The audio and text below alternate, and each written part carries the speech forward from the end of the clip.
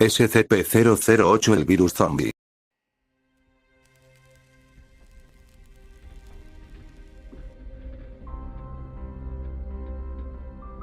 Clase de objeto: Euclid.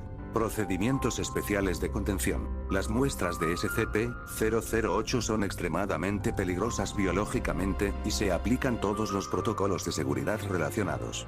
Las medidas de incineración e irradiación serán desplegadas en eventos de acción de la policía o militares, pudiendo resultar estas en la desmantelación completa de las instalaciones, una falla de energía, o cero comunicaciones provenientes de operarios o canales externos en un período de 8 horas. El período de cuarentena para que los operarios dejen la instalación es de 4 meses.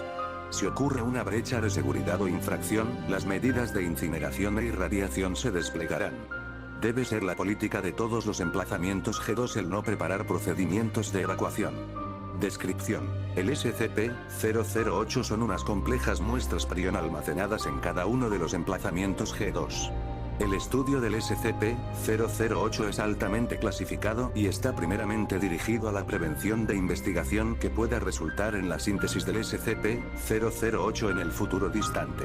Los rasgos del prion SCP-008 incluyen 100% infecciosidad, 100% letalidad, transmisión a través de membranas de mucosa expuestas y todos los fluidos corporales no se transmiten ni por aire ni por agua. Los síntomas de infección con SCP-008 se manifiestan en no más de 3 horas tras la exposición, e incluyen síntomas parecidos al resfriado común, con fiebre alta y demencia en estados posteriores, en aproximadamente 20 horas tras aparecer los primeros síntomas y 12 horas tras la aparición de demencia.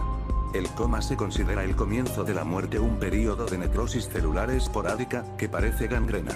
El tejido superviviente asume su función original y es altamente resistente. Los glóbulos rojos incrementan la capacidad de almacenamiento de oxígeno de forma exagerada, resultando en una bajada de velocidad del flujo sanguíneo e incrementando la resistencia y fuerza muscular. El sistema nervioso y muscular no son afectados por el fallo total del resto de órganos durante varias horas. El metabolismo puede decaer a niveles extremadamente bajos, permitiendo al sujeto sobrevivir aproximadamente durante 10 años sin nutrición. La alta viscosidad en la sangre resulta en inexistente sangrado derivado de disparos, punciones o cortes, comportamiento acondicionado, controles motores y los mecanismos de comportamiento instintivo dañados, y las habilidades cognitivas son muy lentas y erráticas.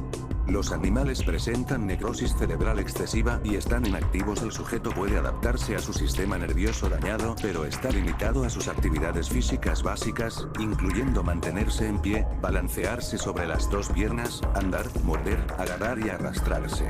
El sujeto se moverá enérgicamente hacia señales, sonidos y olores que asocien con humanos vivos. El sujeto intentará alimentarse de humanos vivos. Si hay contacto físico para neutralizar un sujeto totalmente infectado, requiere de un significativo trauma cráneoencefálico.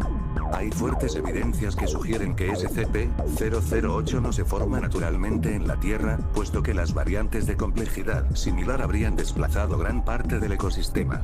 En 1959, una pequeña tentativa colaborativa con la Unión Soviética para localizar los emplazamientos G2 y destruir el SCP-008 fue negociada tras su descubrimiento. El estado del SCP-008 bajo la custodia rusa tras la finalización de la tentativa es desconocido. Addendum 008-1. Se ha descubierto que SCP-500 es capaz de curar completamente la infección del SCP-008, incluso en los estados más avanzados de la infección.